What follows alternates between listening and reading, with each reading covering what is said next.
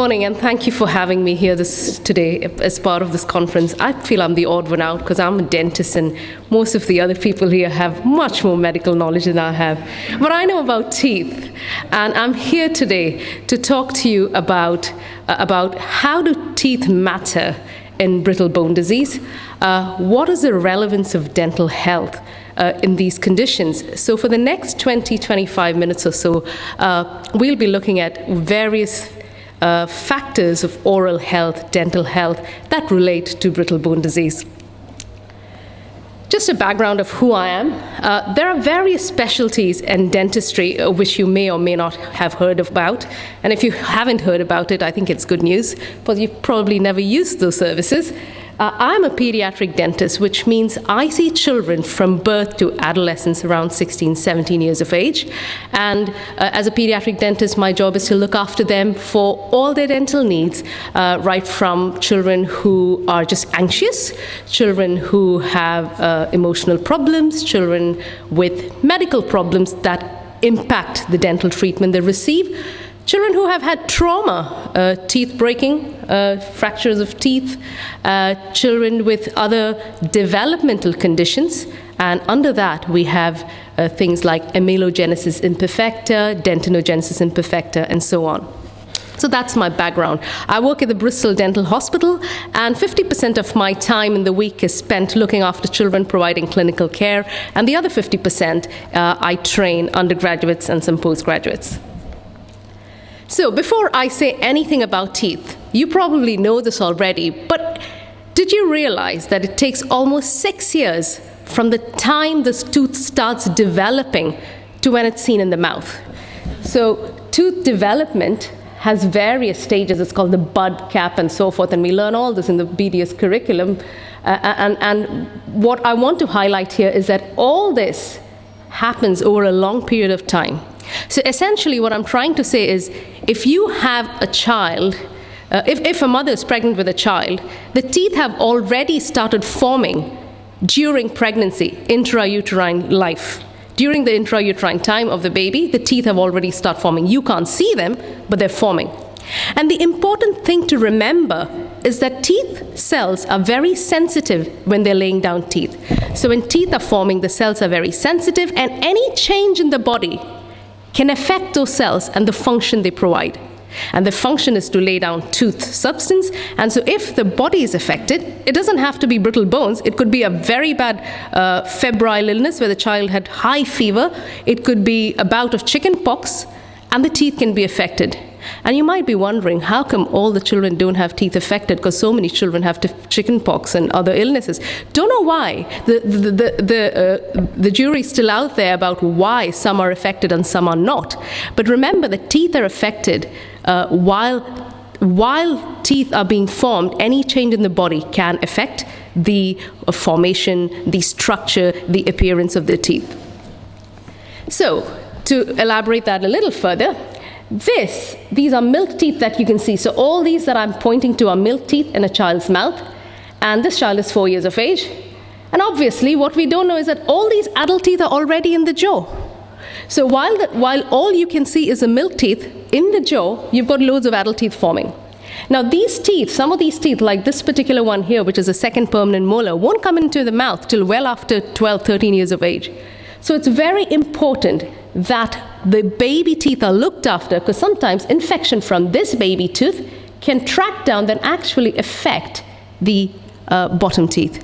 So that is why it is important to look after milk teeth. Often we say, oh, they're just milk teeth, they're going to fall out. No, there is a relevance to looking after milk teeth. So, brittle bones and teeth, is there a correlation? I think my colleague who just spoke has already given that answer away, and I agree that in around 50% of the children who have OI, osteogenesis imperfecta, can be affected by a condition called dentinogenesis imperfecta.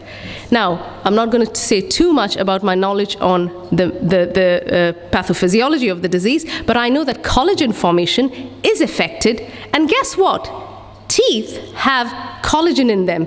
So if collagen formation as a whole is affected, collagen formation within the teeth is also affected, and that's how the teeth get affected. So does it affect baby teeth? Yes, it does affect baby teeth and adult teeth. Quite often it might be the case that the baby teeth are affected slightly and the adult teeth are not as much, and vice versa. Now, dentinogenesis imperfecta can be seen as a single trait, or it can be associated with osteogenesis imperfecta. So what I'm trying to say is there are children who don't have osteogenesis imperfecta, or adults, but may still have dentinogenesis imperfecta. The enamel is normal. So here's going back to a little more of dental anatomy. The outer layer of your tooth is enamel, and that's really hard. One of the hardest substances in the body is enamel. So enamel is hard, and next layer down is dentine. And dentine is made up of collagen. So in children with brittle bone conditions, OI, the enamel is fine and it's doing what it's meant to do because its formation was unaffected. But the dentine, which has a fair bit of collagen, is now affected. And how is it affected? It's not as strong as it's meant to be. So how do we diagnose whether a child has dentinogenesis imperfecta? So I'm part of the atypical OI group at Bristol, and so my colleagues, my endocrinology colleagues, when they see children in their clinic for OI, they ask them if they have a dentist, and if they don't have a dentist or if they have any queries, they send them to us and we screen them. So we can't take on all the children who have OI and look after them forever. So what we do is we take them on, find out if they're dentally stable, is there any outstanding dental need, are they doing all the things they should do to be looking after their teeth, and if there's anything that needs sorting out, we sort that out. And we do a sort of shared care with their own local dentist. If the child doesn't have a dentist, then of course we take on their care till we can help them find a dentist. So we also get referrals from dentists saying, oh, I've seen a child in my clinic, teeth are looking slightly different, could you please help? So we've got different ways in which we end up seeing children with these conditions. We take a history, and as it has already been alluded to, there is a strong family history in many of these children, so that the parents already know. They've probably been through a lot of dental treatment by the time they come to us, so that's very important for us.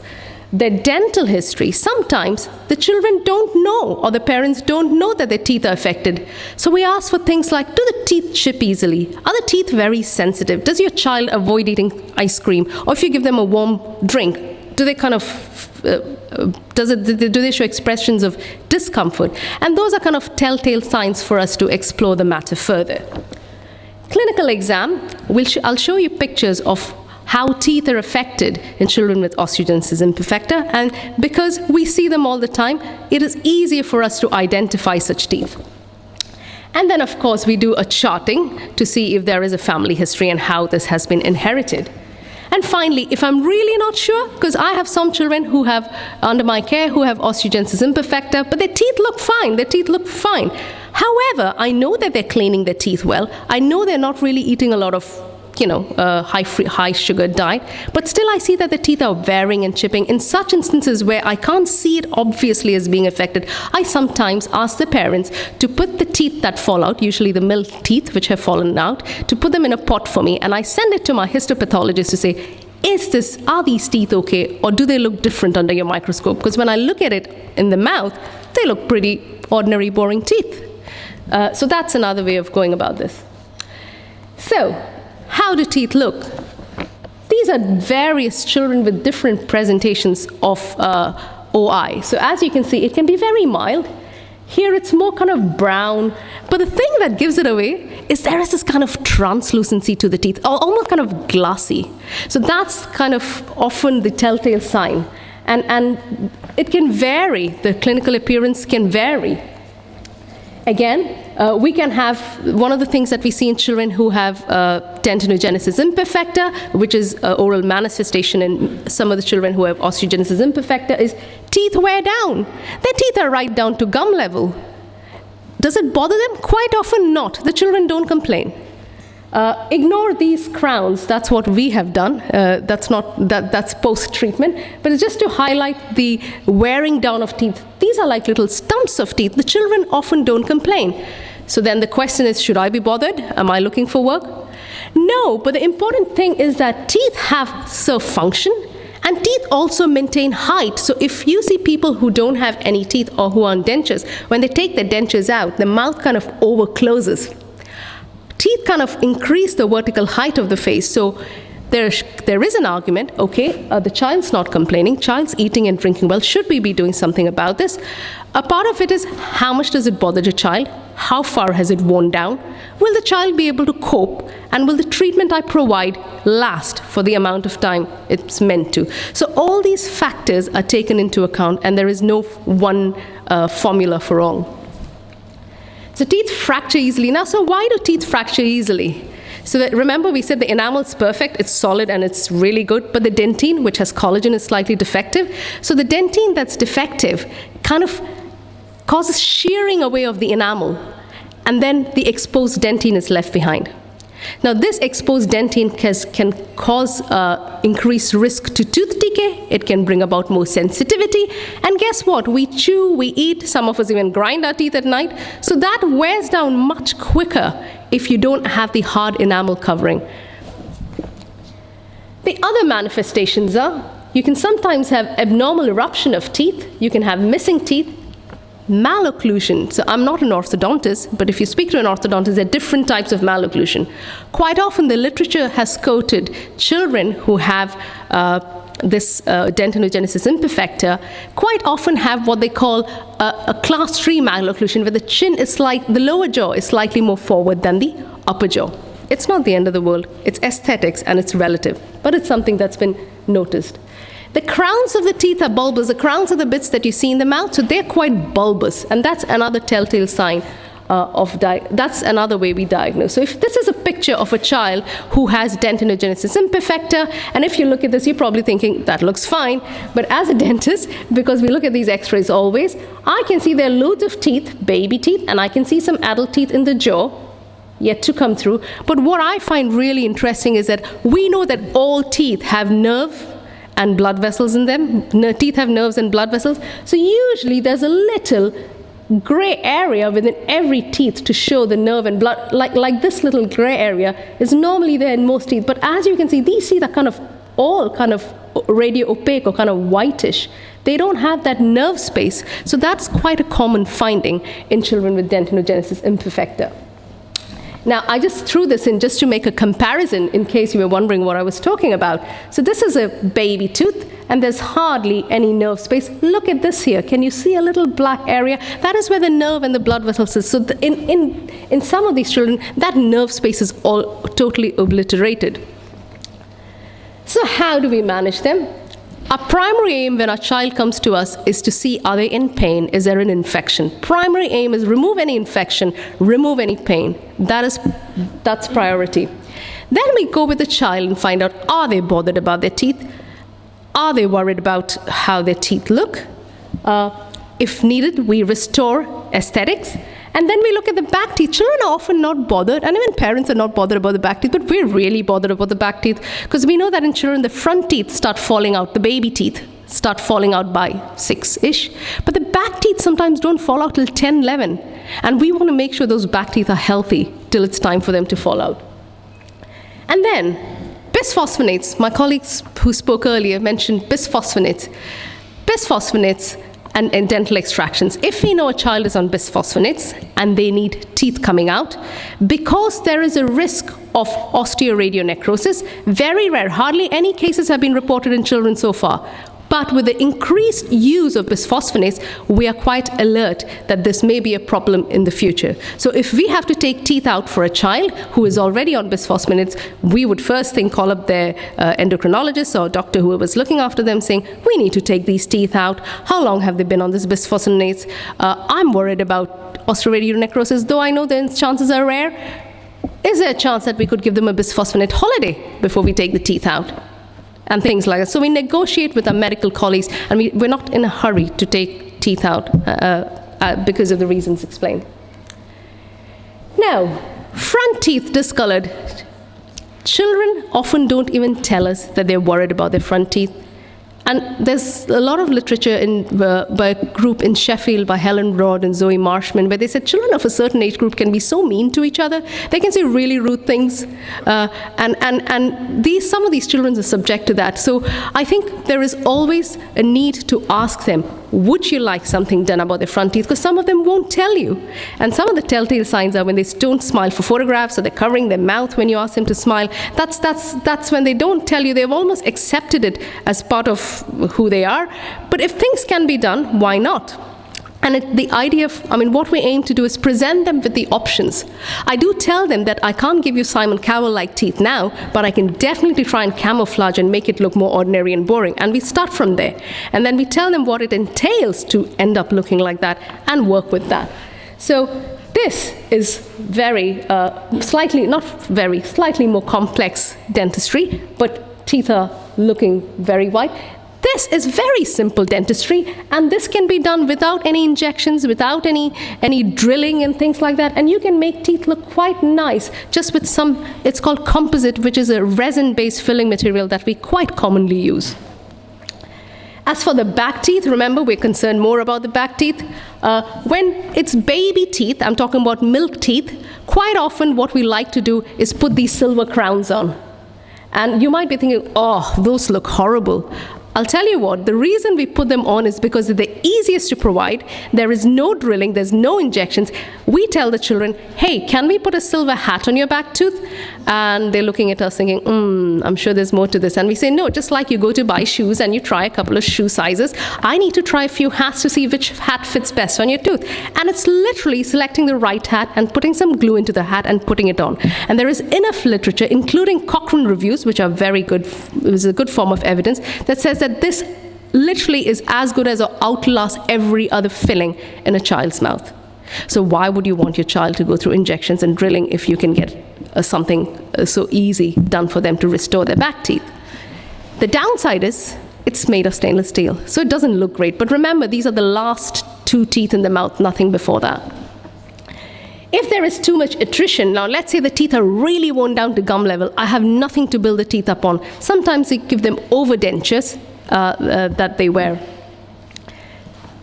If children are really young and there's a lot of dentistry to be done, there is the option for carrying out a lot of this work under general anesthesia.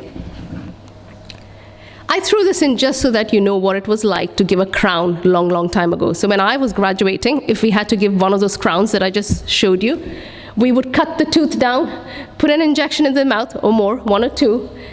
By the time we cut the tooth out, it would end up looking like this, and then we would give a crown on. Guess what we do now? Remember I talked about trying on different hats? This is exactly what we do now, where we just try, see, and we ask the child to bite down, so it's not even like we're pushing it. So the reason I'm highlighting this is if any of you as parents have had poor experiences of dentistry when you were children, things have changed a little. So hopefully your children will not have to undergo as much trauma as you might or might not have had when you have had dental treatment. Now, once you become adults, we can't give you, once the adult teeth come through, we can't give you silver crowns, because these silver crowns, or the preformed metal crowns that I just showed you, don't last forever. So once the adult teeth come through, we have to look at other ways, because the adult teeth also break down. And remember, you don't get a third set, you only get 2 sets of teeth in life. So the second set that you get is really valuable and precious. So because we can't put these preformed metal crowns, now what we do is we try and do things like gold onlays. And you must be thinking, gold? Why gold? Why can't you give me something white? Gold onlays have caused minimal destruction to the underlying tooth. And remember, every filling, every restoration you have in your mouth has a lifespan. There is wear, tear for every filling and restoration. So let's say you get 20 years out of a filling. After that, what? When it breaks down, you've got to do something else. So the aim is to not destroy the virgin tooth and keep it as minimally affected, or minimally invasive techniques should be used. So gold onlays are quite nice. They're right at the back. So unless you're really opening your mouth and laughing loud and someone's standing right in front of you, they often go unnoticed. You can have porcelain, but there is more tooth destruction involved in that. So the front teeth again, for the front teeth, this is just an example of what the front teeth like, and what you can do is put composite, remember I said the resin-based tooth-like material, and you can get a pretty ordinary, boring smile. Sometimes root canal treatments are needed, And then we have something called the transition clinic. So I look after these children from the time they come to me and they get to, let's say, 16 and then 17, and I have to now say goodbye to them. And actually, it's quite painful because I've seen them grow all those years and provided care, but I can't look after them after that. So we do something called a transition clinic, where my adult dental health colleague, who looks after adults and children with osteogenesis imperfecta and other developmental conditions, I introduce them to her, and then she takes over. And by now, hopefully, with most of the children, they have gotten used to the dentist. They have gotten used to a lot of dentistry. They'll sit and they have some real fancy work done by the time they go to the adult dental health. So as a pediatric dentist, my aim is to look after these children through the growing years, getting them to look as ordinary and boring as possible, and not compromise any options that they can have in the future to make their teeth healthy, and encourage a positive oral health overall. And finally, some of the children may need dental implants in the future. And so the whole idea of the transition clinic is to say, here is this child, could you please keep an eye on them? I've looked after them for so long. What not to do. I throw the slide in for my students. I throw this in whenever I can. So this is, they have given me permission to use this, so I can. So this is a child who came to the dental hospital. The child has a condition called amelogenesis imperfecta, which is slightly different from dentinogenesis imperfecta, where the enamel is affected instead of dentine. So the parent wasn't happy with the care we were providing. They thought the child's teeth didn't look as good as they could be, because the whole family is affected. So all the cousins are coming in as well. And she wasn't very happy with the cousins' treatment and the kind of teeth the cousins were walking around with. So this child at the age of 10 or 11 was taken abroad, and guess what? She's got beautiful teeth. This is a full bridge. By age 11, she's got a full bridge. Now, why is this photograph back with me? She came back to us 4 years later when she was around 14. But guess what? She came back to us because her lower bridge, which was similar like this, fell off, and this is what her teeth were reduced to. So to provide a beautiful bridge like that, you have to cut teeth down. And the reason we don't give bridges like this is if you cut children's teeth, when I say children, I mean adult teeth in children, you can end up having a lot of problems, abscesses, root canal treatments, and now we're left with this and having to rebuild each one again. So what I'm trying to say is if you have children whose teeth don't look great, if anybody offers to cut the teeth down and give a fabulous porcelain bridge, say no thank you, because at that age it can be very, very detrimental to the health of the tooth. What about the other things? We talked about sensitive teeth, socialization with peers, self-esteem. Now, one of the things you have to remember is that some of these children go through so much treatment over so many years, because it's upkeep of that treatment, it's maintenance. So we try and do as much as what's needed, but not over-treat, and do as, if a general anesthetic can be given, so be it. Give a general anesthetic, do everything possible under that 1 GA, and then do little, building their confidence up, improving their ability to cope with dental treatment, at the same time not tiring them out with endless dentistry. So this is generally for all children and adults, but this is particularly important for children who have developmental anomalies, including dentinogenesis imperfecta. Eating well, what does that mean? I wasn't sure if I'd have children in the audience, so you'll see some you'll see a lot of pictures and slides in the next few slides that are coming up. So cheese is good. Why is cheese good? It's very alkaline. So they say that the idea of, if I have a Mars bar and you have a Mars bar, and I eat my Mars bar, chop it up into 100 pieces, and I eat it over a period of time, and you have the Mars bar in, let's say, the next 10 minutes, I get 100 attacks of sugar compared to you.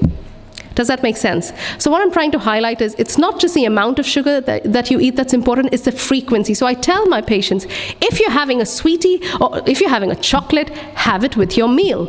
If you're having a biscuit or whatever, don't eat it over the next 2 hours. Eat it within, a reasonable time, and then drink some water, rinse out or whatever, and that's it. The frequency of sugar intake is often or just as bad as the amount of sugar that's taken in. And every time you bite into a biscuit or cake or anything sweet, what happens is that the bugs in your mouth, and we all have bugs, we're not sterile in our mouths, the bugs in your mouth produce acid, and your mouth is now acidic. And guess what? It takes almost 2 hours, and that can vary between individuals, for that acidic environment in your mouth to become normal. So if I'm a grazer and I take a bite of something, and within the next hour I've taken a bite again of something sweet, my mouth is going to be acidic for a very long time. And unless my mouth returns to neutral, all my teeth that are going, when I say teeth, my entire tooth is not going to dissolve, but at a microscopic level, you've got minerals dissolving out of your tooth when the mouth is acidic. Luckily, when the mouth becomes alkaline 2 hours later, some of it goes back onto the tooth. But it's when people tend to eat frequently that you never allow the mouth to become alkaline again. It's continuously in an acidic state, and that's when cavities and other things, teeth wear out. And milk and water are the only really, really nice drinks. Children hate it when I say that, but that's the truth. Even the no added sugar or what's it called, the Pepsi Max and Diet Coke, it has no sugar in it, but guess what? It's got so much acid that'll take care of the teeth, dissolve the teeth quite well. So even if it's no added, and the juices that say there's no added sugar, just have a look at the container. There's a lot of natural sugar. So yeah. What else? Brushing, definitely twice a day. If you ask me what's more important, I'd say brushing at night is quite important, but you want to feel fresh in the morning and you want to take the bugs off, so brushing in the morning is also good. Definitely twice a day.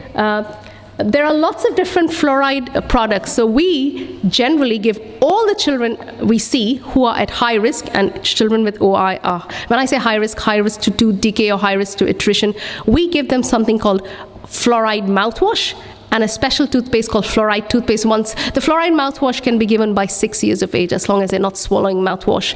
And that just helps make that mouth more alkaline and prevent further dissolution of mineral. We put fissure sealants. These are just, I tell the children, this is like coating nail varnish on your back teeth. It reduces the incidence of decay, and we do this for most children who are at high risk for decay. We tell the children, do not rinse after brushing your teeth. You spit and walk away. Do not rinse your mouth out with water. Why? Because be it children or adults, the only friend you have in terms of fighting decay is the fluoride in the toothpaste. So when you brush with a fluoridated toothpaste and you rinse your mouth out, you washed away most of the fluoride. So the idea is to spit, and there's a bit of fluoride in your saliva, that's fine, and you walk away. Now, children who swallow toothpaste, we do not advise them to have a high fluoride toothpaste. So you don't want the fluoride to be swallowed. You just want it to be topical on the teeth. And there's enough literature and enough evidence to say that it makes a world of a difference. And finally, take your child to the dentist. If you don't take your children to the dentist from a young age, they'll hear horror stories from aunts, grandmothers, friends, and the dentist is, they don't even want to go to the dentist. I'm just going to run through these. The other thing I wanted to say is, if the children are little, don't put a big blob of toothpaste on their toothbrush. You just need a pea size while they're little, till around 2-3 years of age. And then once they can spit properly and not swallow, you can increase the amount of toothpaste you put. Fissure sealants, very important. Most dentists would do this for you anyway, but if not, it's good to ask for them. And if in doubt, refer, ask somebody, and get your child screened. Thank you for listening.